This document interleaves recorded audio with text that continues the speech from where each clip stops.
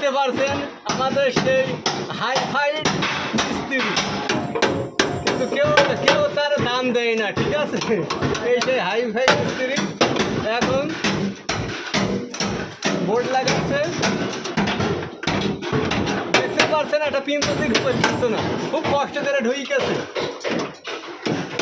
হ্যাঁ,